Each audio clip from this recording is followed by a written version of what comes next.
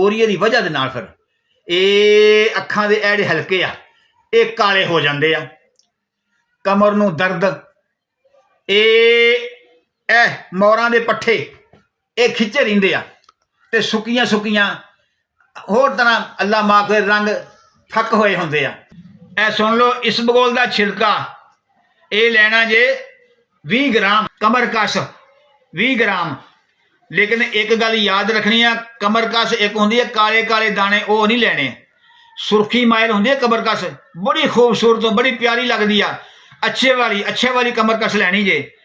ते फुल मखाने ये लेने जे 50 ग्राम, सफेद मूसली 20 ग्राम, कूजा मिश्री वो भी 50 ग्राम।